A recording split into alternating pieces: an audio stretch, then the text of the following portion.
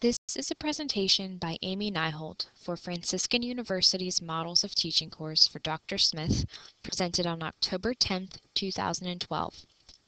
My performance-based project reflects the utilization of learning strategies applied to Wiggins and McTeague's Understanding by Design. The overall purpose of utilizing the format of Understanding by Design by Wiggins and McTeague is to help in my utilization of objectives, standards, and students' overall learning experience through an organized and designed set of lessons on figurative language in poetry and literature. I will be utilizing this material later in the year in my AP English Literature course. In creating this project, several questions became necessary to answer to truly understand Understanding by Design. Questions such as, what makes Understanding by Design beneficial to the classroom structure? How does planning and preparation develop student motivation and understanding? And how does Understanding by Design build a foundation for curricular, instructional, and assessment-related decisions? The three stages of Understanding by Design that help me to answer some of these questions are explicated in my project. The stages are identifying desired results, determining evidence through assessment, and creating and acting a learning plan. Within stage 1, identifying desired results, we have established goals, essential and topical questions, enduring understandings, key knowledge and skills, and we will reflect on those later in the presentation. In stage 2, determining evidence through assessment, we have performance tasks, other evidences of performance, student self-assessment, as well as student reflection. And finally, in stage 3, we have the creation and enaction of the unit plan. This includes detailed learning activities, student interaction with objectives, and the where-to strategy. My personal goals for utilizing Understanding by Design were adapted by the formative thoughts of Wiggins and McTeague. In the yellow box, we see here that my lessons that will be talked about later reflect key instructional decision points in the planning and preparation of the lesson, as well as the instruction time and the assignments, both formative and summative, that are born out of the lesson. This relates to a quote by Wiggins and McTeague, where they say that instructional objectives represent key decision points in teaching in which goals are articulated and shared. Teachers and students require targets toward which to progress, and this is something that I have engaged in my lesson. Secondly, each portion of the lesson relates to specific objectives to allow for student engagement before, during, and after the lesson occurs. These objectives will be encountered, as Wiggins and McTeague describe, for the foundation of curricular, instructional, and assessment decisions made for my specific lessons. As it says there on the quote by Wiggins and McTeague, having objectives stated as what students know, understand, and can be able to do provides a foundation for curricular, instructional, and assessment decisions made within the classroom. Throughout utilizing Understanding by Design for my project, I utilized many learning strategies, modeled in our course, to engage myself as the teacher as well as my students. Each of these sets of learning strategies apply to the three stages of Understanding by Design. We see that for stage 1, identifying desired results, we associate the learning strategies of setting objectives and providing feedback. In stage 2 of Understanding by Design, determining evidence through assessment, I have associated the learning strategies of cooperative learning, reinforcing effort and providing recognition, assigning homework and providing practice, non-linguistic representations. And finally, in stage 3, creating and enacting the learning plan, I have associated cues, questions, and advanced organizers, cooperative learning, reinforcing effort and providing recognition, and non-linguistic representations. You may see that I have copied some of the learning strategies within several of the different stages here. And that is intentional because these strategies can be used within any of the three stages of Wiggins and McTeague's Understanding by Design. The following planned lesson utilizes understanding by design and also shows the connective strategies that aid in student learning and motivation. I will teach two separate lessons side by side to aid in understanding specific strategies, and I will model those lessons for you here today. Wiggins and McTeague assert that in order to understand by design, we must start off from the basics of established goals. In my project, I have provided both the established goals from the Common Core standards as well as the Pennsylvania State standards. Each of these standards directly relate to the two lessons I will teach in Stage 1. Working through understanding by design and utilizing the previous standards, I have created essential and topical questions that relate to the previous standards, but are also connected to several enduring understandings that students will learn throughout the two lessons being taught. Here you can see my essential and topical questions relate to the theme of figurative language.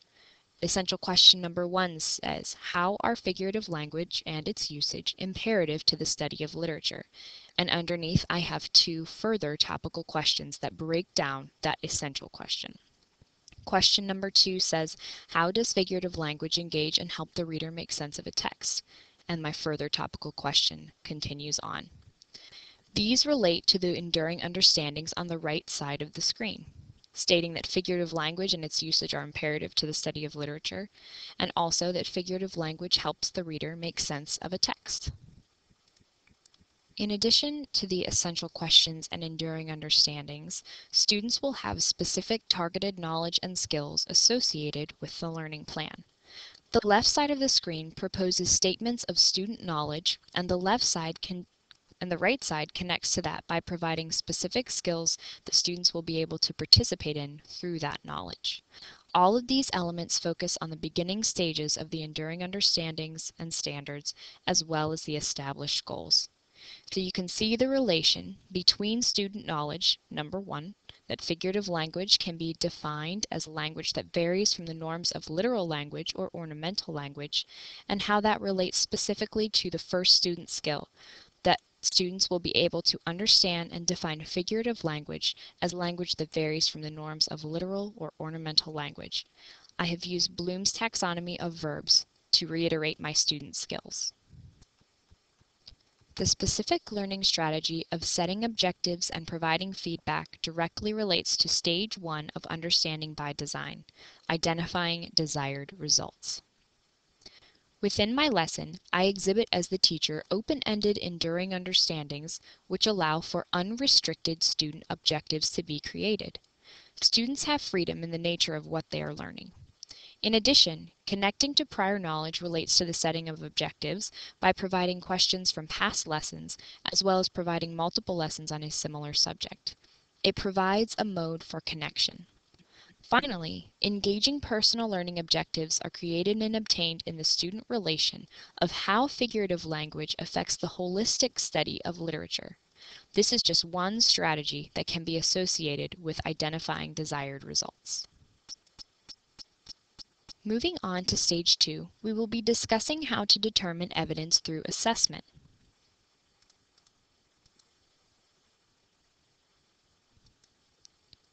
The initial part of Stage 2 for understanding by design is the performance task, listed below. Within each of the performance tasks listed, we can associate specific learning strategies. Cooperative learning relates first to the annotative analysis of poetry. As it says in the screen, the annotative analysis begins with brainstorming and breakout sessions in class with other students. A peer review will also be added to this performance task for its completion. In addition, reinforcing effort and providing recognition utilize extrinsic and intrinsic motivations in the writing of analysis and poetry. These concrete examples of recognition will be applied to student effort through quiz vouchers. If they do a good job through effort and recognition, they will be recognized through quiz vouchers. Continuing through Stage 2, understanding by design focuses on other evidences of formation and knowledge in the student's progression. Utilizing the strategies of cooperative learning and assigning homework and providing practice, students will participate in collaborative discussion, practice of known skills, and modeling of future learning. Some of the other evidences listed here within my lessons will take the place of quizzes on terms of figurative language, skill checks in practice of assessing figurative language, and in-class definitions of figurative language terms, as well as a collaborative discussion board. And the question for discussion that I will ask of my students is, how does our current media use metaphor and other aspects of figurative language to develop tastes in our society? Finishing stage 2 in understanding by design, determining evidence through assessment, we can determine this evidence through the student's self-assessment and self-reflection. Connecting to our previous learning strategies, this element of the lesson utilizes non-linguistic representations through analysis of image in relation to metaphor, as well as reinforcing effort and providing recognition through verbal discussion and the use of participation points. Stage 2 contains a lot of dialogue and discussion between student and teacher. Continuing on to Stage 3, we will discuss the creation and enaction of the learning plan through our planned objectives. Initiating the majority of activity within Stage 3, the Where-To model is a helpful tool for teacher and student planning and engagement of material in understanding by design. You can see here that in the utilization of the Where-To model, the W stands for what is expected of the students or engaging their prior knowledge. H is a hook in student interest. E is to equip the students for further exploration. R is to revise student thought. E is the evaluation of work, and that would be related to self-assessment or self-reflection. T is related to the teacher personalizing lessons to the needs of their students, and O is representative by organized planning for effective lessons. The example of Day 1's lesson working within the Where-To model is shown here. Each section within the learning activities for Day 1 is associated with the goal of the Where-To model. W, group discussion of what we know about figurative language, engages the students' expectations and prior knowledge. H, the lecture on figurative language should begin to hook the students to be further interested in what the lesson is all about. E, readings and discussion on uses of figurative language will help to equip the students with how to analyze poems and literature using figurative language. R, breakout room discussion on best uses of figurative language will help to revise student thought. E, group discussion detailing difference and similarities between symbol and metaphor. T, an extra video on metaphor in film and music compared to the students' work and analysis. And O, discussion board activity on metaphors in film and music. These are just a few of the learning activities that could be implemented in Stage 3. Following Day 1's activities, the same goals are required for student motivation on Day 2 as well. We see the same sort of recognition here in the Where-To model. W, group discussion on the basic study of what we know about poetry. H, lecture on the importance of figurative language in poetry. E, reading and discussion of Fireflies in the Garden after a death and diving into the wreck, continuing to equip the students with understanding how to analyze specific poems. R, group discussion on the startling and disorienting use of figurative language. E, another group discussion on aesthetic and imagistic reading and analysis. T, breakout room activity on creating an aesthetic tone in writing. And finally, O, class presentations on aesthetic reading and writing in their own poetry. Though the Where-To model may seem simplistic, the strategies associated with them are vast. You can see here that I have associated 4 specific strategies with the learning activities in Stage 3.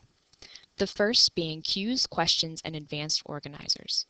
The utilization of analytic questioning produces high-level learning through discussion and collaboration within the classroom setting as well as on collaborative discussion boards. Secondly, cooperative learning helps to keep group size small to increase motivation, so the students will be put in groups based on a small group size of 2 to 3. Third, reinforcing effort and providing recognition will take the place in verbal recognition in class efforts through discussion, and that will increase motivation. Points will also be given for participation in each instance. And then finally, non-linguistic representations will be used through metaphorical analysis of pictures relating directly to the utilization of figurative language in poetry. To conclude, I believe that by utilizing understanding by design, teachers can be better prepared to truly understand the progression of what they are teaching. A planned and organized route for teacher preparation will aid in student achievement and increase motivation for both the teacher and the student. Thank you.